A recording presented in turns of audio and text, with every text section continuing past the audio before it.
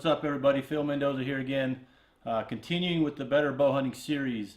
Wanted to take a second here to map out, if you will, the framework of what I believe your structure as a bow hunter should be. I talk a lot about foundation. I talk a lot about the critical parts and building your pyramid, and it's something that I wanted to try to visually map out here a little bit before we continue on and start talking a little bit more about effective range, and I'll touch on that a little bit in this video. But so much of the foundation of what I believe an archer and a good archer bow hunter should be is the biggest chunks, is that form, shot execution, repeatability from shot to shot, your tune, your setup.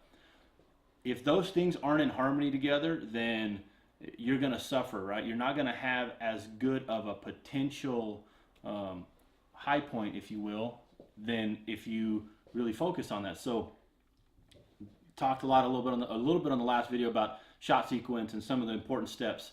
Sometimes it's a good idea to get a private lesson or two with a coach to go over shot sequence and make sure your body's in the right position. Make sure that your body alignment, your shot execution, you're doing what you should do from an alignment standpoint. And then you can continue on from there, integrate that process in your shot and your practice routine, and practice it over and over and over. We also have some of those courses in our Alpha Bowhunting video course online that go into what we coach as our basic bow hunter shot sequence, excuse me. But that foundation is super critical. If you're punchy on the trigger, if you're flying out sometimes on shots because your draw length is too short and you're really over expanding, or it's too long and you're not able to expand into the shot properly, those things are going to be what everything else hinges off of. So if your base is not solid, everything else is going to suffer. The part that I feel most people overlook, let's say that you've had a good coach, maybe you shot target archery and you've done really well shooting a bow in that setup. Whether you have a good bow tech that works on your bows or you do it yourself. Let's say that you've gotten those first couple steps and you're doing well there.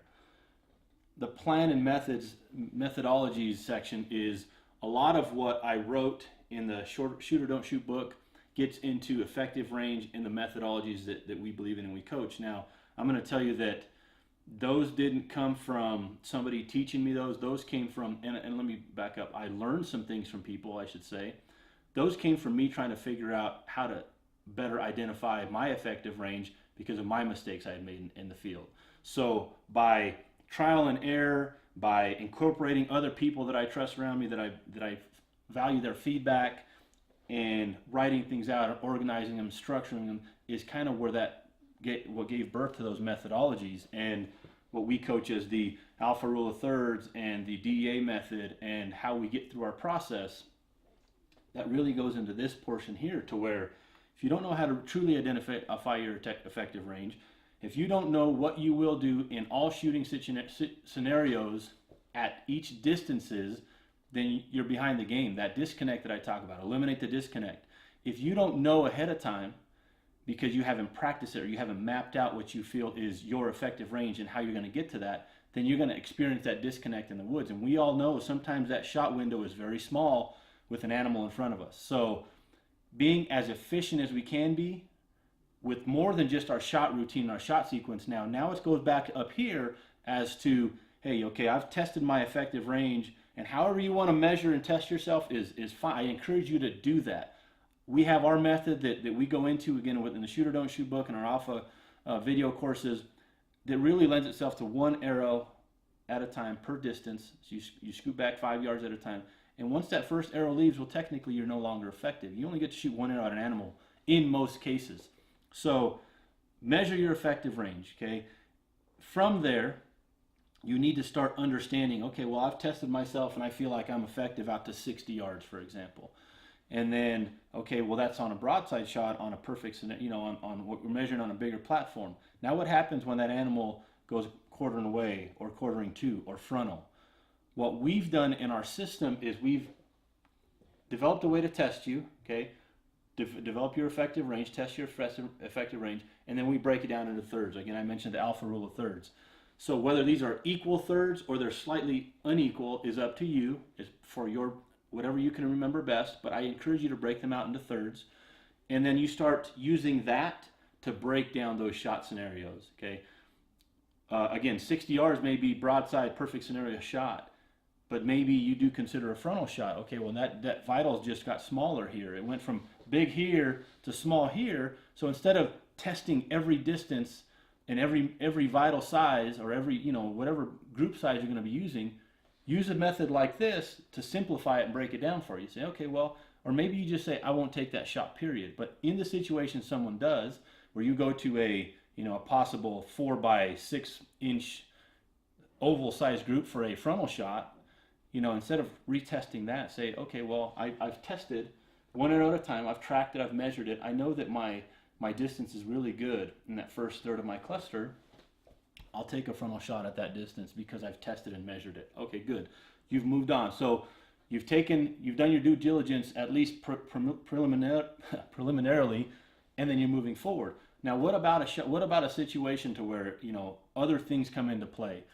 Shot angle. Maybe you've judged it. We went over a little bit on bracketing tools on how to incorporate that. That's where that starts to fall into place here. Okay, that's what we really focus on coaching, more so than, hey, this is a hinge, this is how you shoot a hinge. This is a sight, this is how you adjust a sight. That's great. That should be done down here. There's a lot of people that do that well, and I feel we do a good job of that as well. But where I feel the Alpha Bowhunting coaching structure and system sets itself apart from anything else is in this plans and methods portion of your pyramid. Okay, as we continue talking about effective range. So we've talked about how we'll break it down into thirds for you. And again, someone that may have a 20, 40, 60 yard even increment thirds to the max effective range, I'm not encouraging people opening the green light for everything to be good at 60 yards. That's not what I'm saying. I'm saying we are using the 60 yards as the maximum what we've tested, and now we're self-regulating and breaking down within your equal thirds or your unequal thirds, however you want to break it down, inside of that.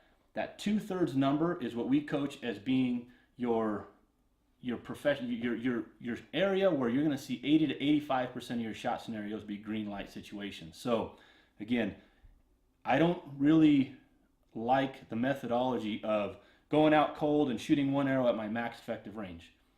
Why? Is because of this. I'm not going to take a shot at my max effective range with imperfect situations.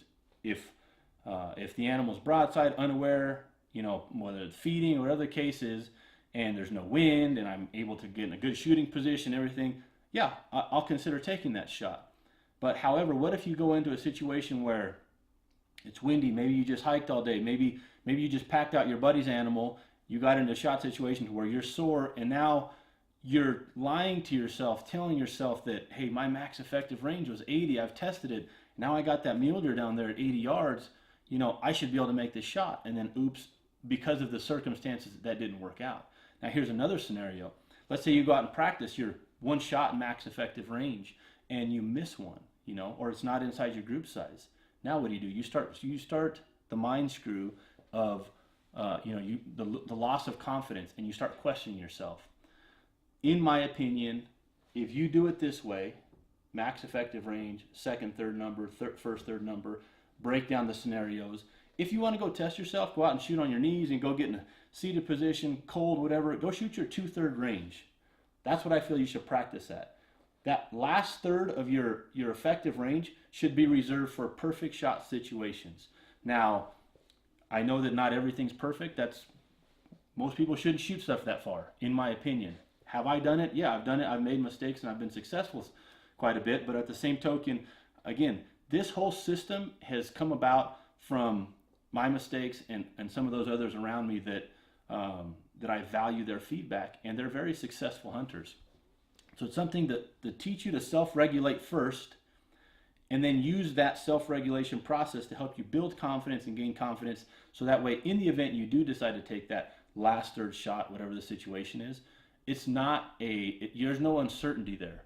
You've made a commitment, you made a decision, the experiences that you've had in the past have gotten to that point where, hey, this is a green light, and I'm going to make this happen, and it's going to end up with good results because of the approach and what you've taken to get there. So, and then the test phase, and then the hunt phase. So again, once you've used this, you've compiled that data, you've tested yourself, developed a plan, whether you're using a methodology like the Alpha Rule of Thirds, and then you go out and test it in the field. Whether you get to go to like a total archery challenge event and you really start working on some steep scenario shots, distance, incorporating that into what you may consider in the field. Maybe you do an event like what we do, the Alpha Bowhunting Challenge, to where we get your heart rate up a little bit. You'll notice in most of our tournaments, we don't kick the distance out of that far on the shots. Why? Because I know that taking your heart rate up a little bit changes everything. And if you're not prepared for that, going back to that last third of your shot scenario, to think you're going to put every shot in a paper plate or 8-inch group or whatever your measured group size is at that distance with an elevated heart rate, if you haven't practiced it, you're out of your mind. So that's another way of testing. I'm not saying that's what you're going to experience in a hunting situation, but it's a test, right? 3D shot, 3D tournaments, that kind of thing, practicing regularly, that's the test. And where you go back and make a change, maybe you change arrows, maybe you change point size, and you go back and you incorporate it into your plan and you retest. This is what we're doing. We're bouncing back and forth here throughout the preseason, so that way once we get here, we've refined it and we've really made it a fine, sharpened blade. And I've mentioned it before, where I talk about the binoculars, where people just want to go to the fine-tuned dial just to get it zoomed in, and they haven't adjusted their eye relief, and they haven't adjusted, the spacing for your eyes, and they haven't adjusted the single eye. They want to just go straight to the tip. People want to go straight from buying a bow and going hunting, and they're missing all the stuff in between. And you may ask, okay, where does gear fall into place? What about front of center? What about broadhead selection? All those little details is what really fill in these gaps, and they're really small. And I've mentioned it before. Podcasts are great. YouTube videos are great because they're spot fixing things. You need to focus on the big chunks first. And then if you take that nugget from somebody you heard on a podcast, or you read a book, or you went to a workshop, and it's like, okay, I can incorporate that one thing in my setup on how I execute my hinge to help me be better.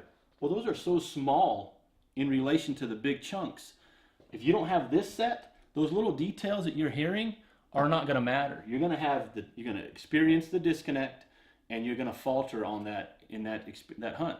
And that's the last thing we're looking for, right? We're not here beating our chest again, Alpha Bow Hunting. People might think, oh, these guys just want to beat their chest. It's not that at all. I want to help you find the best version of yourself when you're out in the woods. Same thing at our tournaments. If you're not testing yourself against yourself, that's the only person you should be testing yourself against, because bow hunting is not a race. Bow hunting is not a game.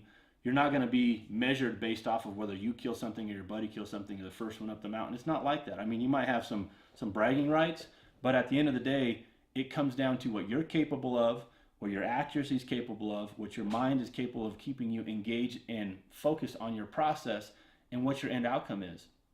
So use some of these philosophies, if you will, this framework, understanding how we map this out. This is, again, stuff that we coach in our workshops and our online video courses to help you get better. So again, no shortcuts, right? DBAP, there's no magic pill here. Put in the work, put in the time, put in the commitment. If you want to be a better bow hunter, if you want to find the best version of yourself come August, September, October, or maybe it's a spring hunt, right? Well, if you want to find that best version of yourself, then you need to plug yourself in, focus, and see where you come out. So hope you enjoyed this clip. We're going to talk more about arrow builds and getting more specific on some of those spot fixes now that we've kind of touched a little bit on where I feel the importance is here and where our plan is.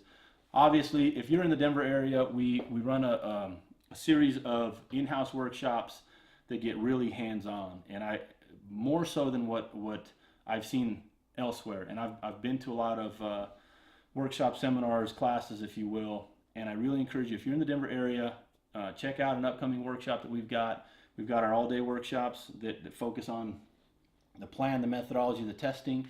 We're getting into our situational bow hunting workshops that are going to get more specific, smaller groups, more focused, in the field, out in the range practicing. And again, this is not to judge you. This is to help you get better.